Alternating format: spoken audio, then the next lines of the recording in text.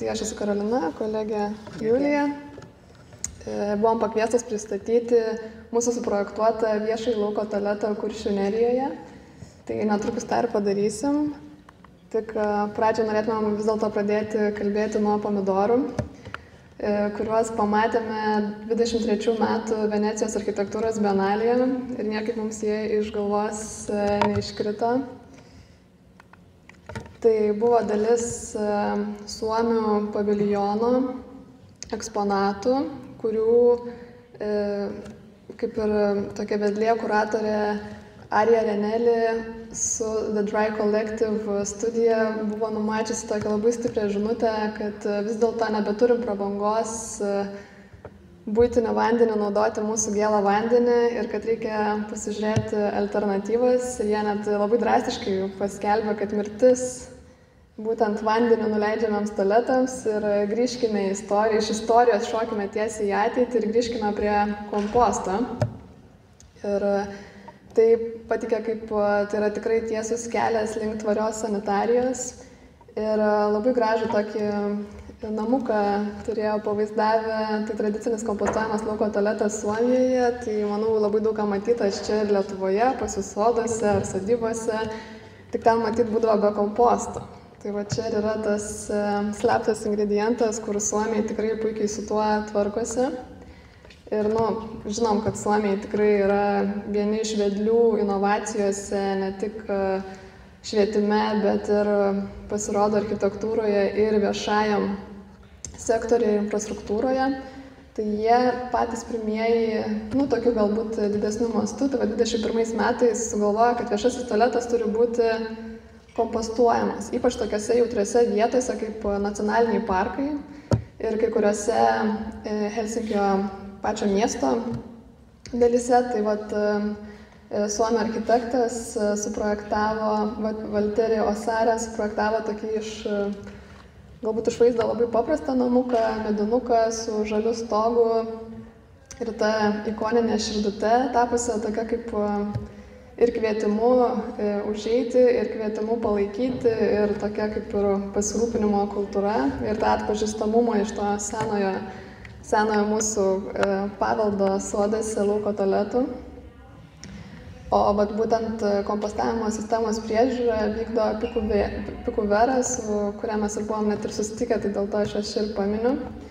Nes tikrai turėjom nuostabią galimybę šį pavasarį apvažiuoti visus šiuos viešuosius tualetus. Jų dabar yra 3 nuo 21 metų. Tai pateikėm užklausą Šiaurės šalių kultūros tarybai.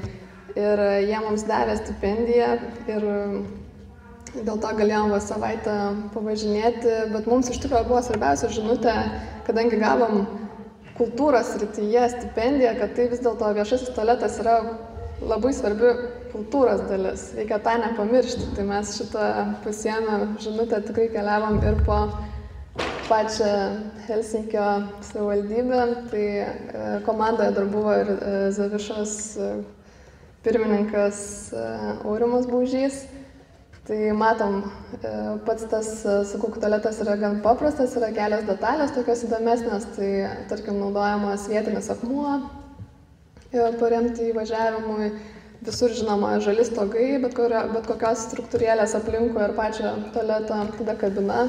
Visos kabinos yra pritaikytos neįgaliesiam, jie išskirtinumų nedaro, visi yra lygus, tai tas labai tikrai žavėjo.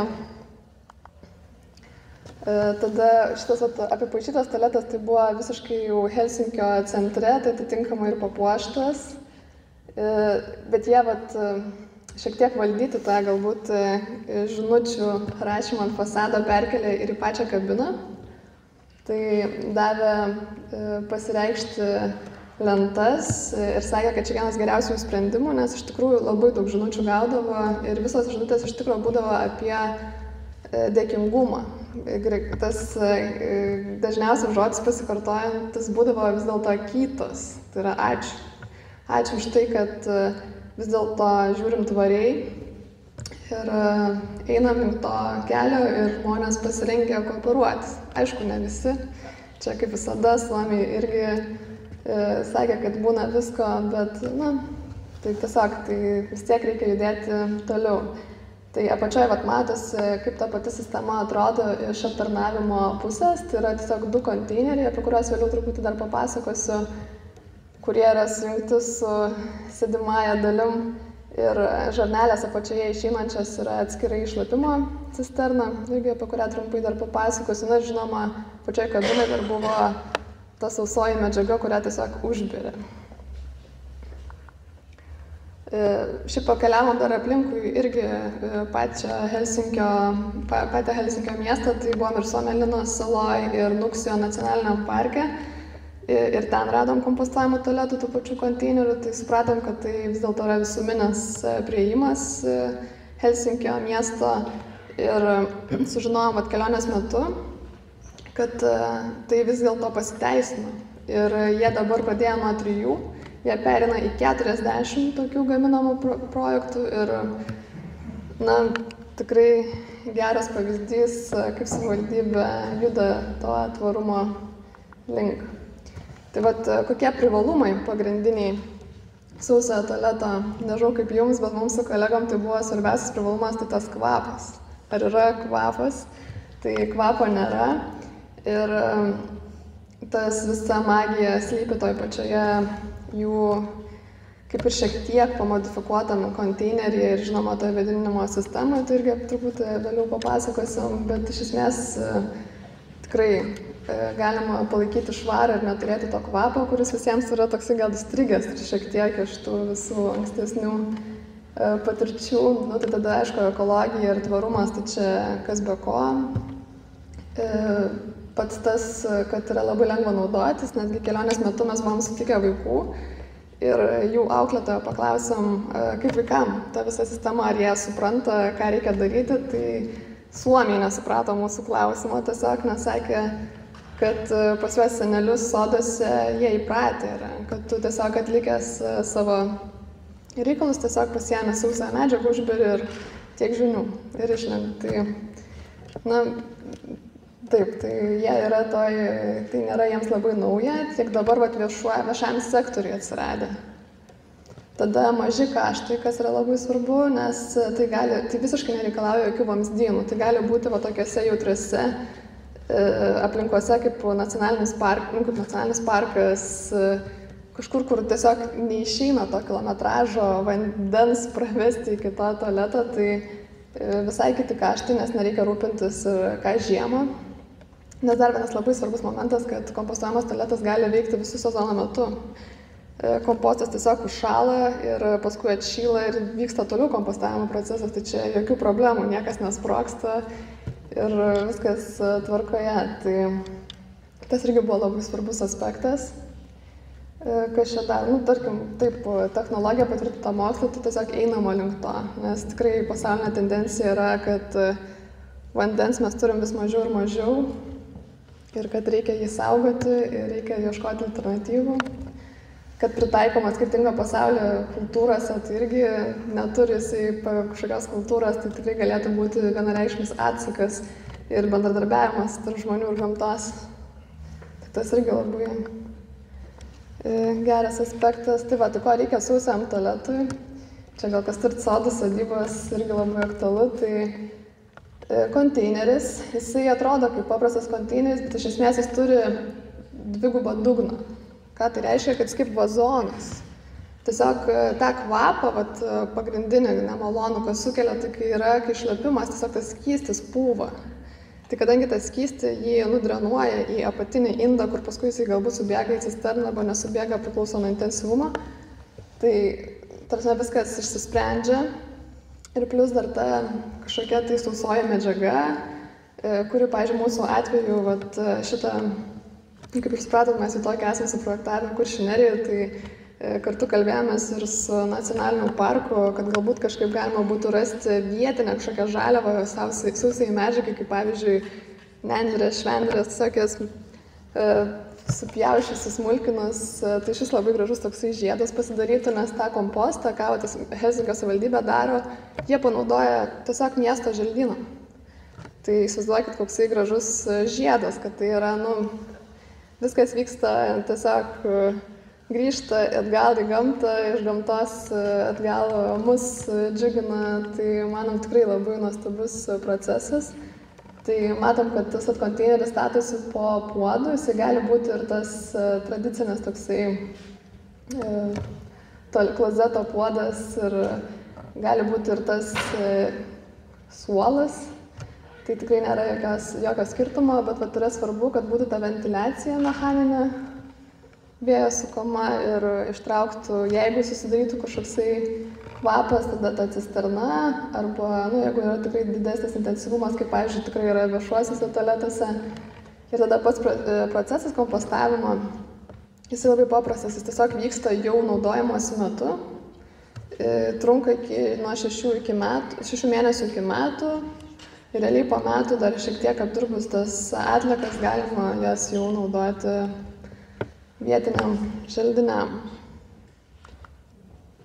Tai labai džiaugiamės, kai buvo suformuluotas toksai Neringos savivaldybės suformuluotas poreikis viešojo tualeto ant Parnidžio kopos. Tikriausiai visi esate ten buvęs, prie Saulės laikrodžio yra tokia aikštelė. Ir joje tikrai yra nemažai ir parkavimosi vietų ir atvažiuoja didžiuliai autobusai ir ten šiuo metu yra 2 toj tualetai, kurie vasarą iš tikrųjų patiria nežmogiškas apkrovas ir galiausiai tampa nebenaudojamais. Tai tikrai labai jautri vieta ant kalno, ant kopos. Apie vandentikio privedimą kalbos negali būti, tai tikrai labai apsidžiaugiam, kad gausim galbūt ir galimybę įrengti tokį kompostuojamą tualetą. Šiek tiek kolegė projektą.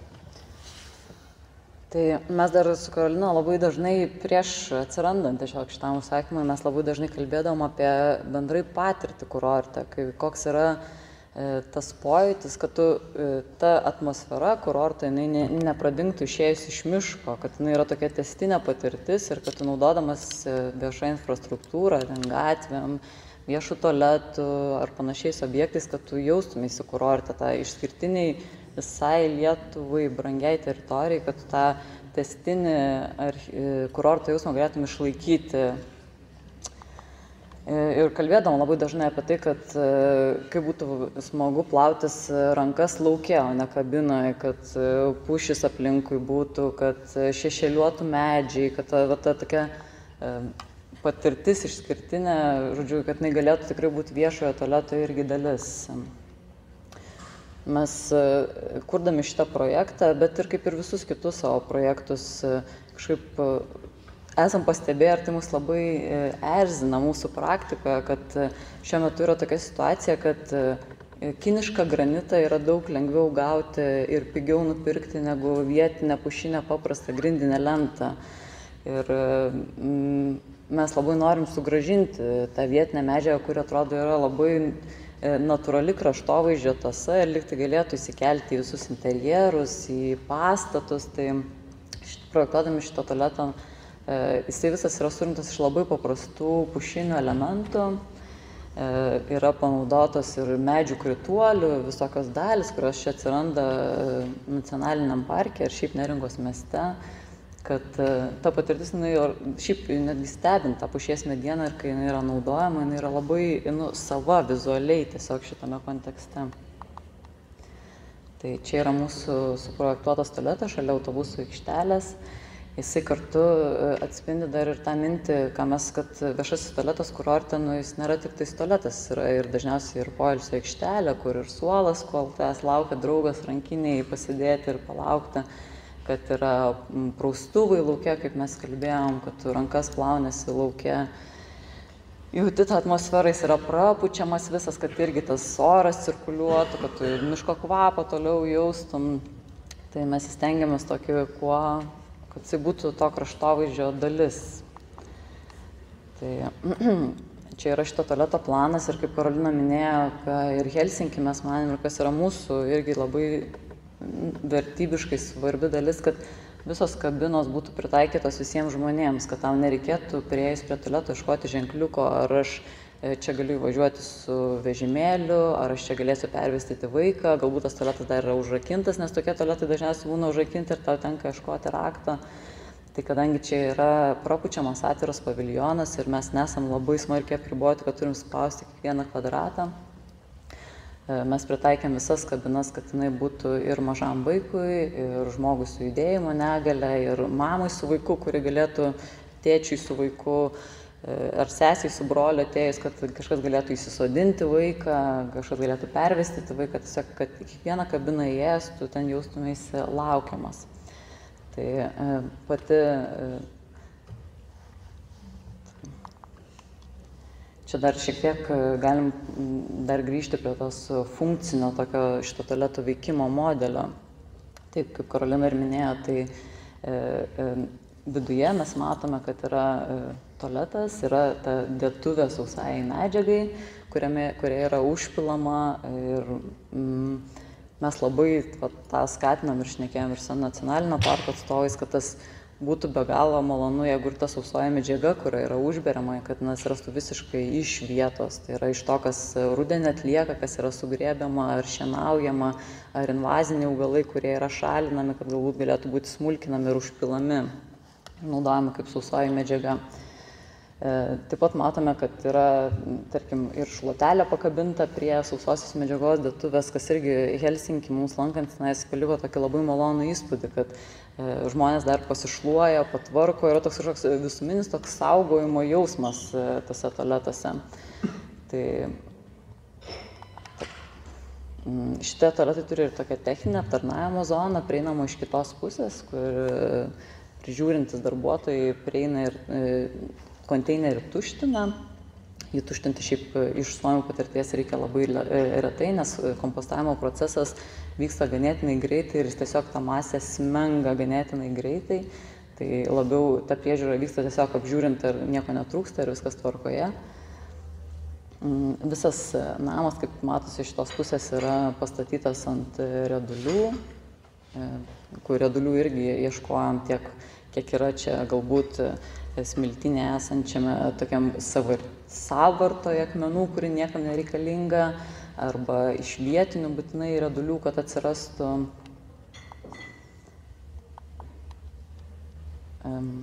Taip, ir čia dar pakėlus galvą vaizdas tualete, mes irgi dažnai, mums buvo galbūt prabanga su Karolina projektuoti pastatą, iš tikrųjų, kuris neturėjo atitikti energetinio efektyvumo klasės reikalavimų ir to pasekoje jisai galėjo tiesiog būti nuogas ir atviras konstruktyvas, kas, manom, yra be galo gražus savyje. Tai tame tualete galėsim džiaugtis pakėlę galvą visom pušiniam lentom, denginiais ir konstrukcija.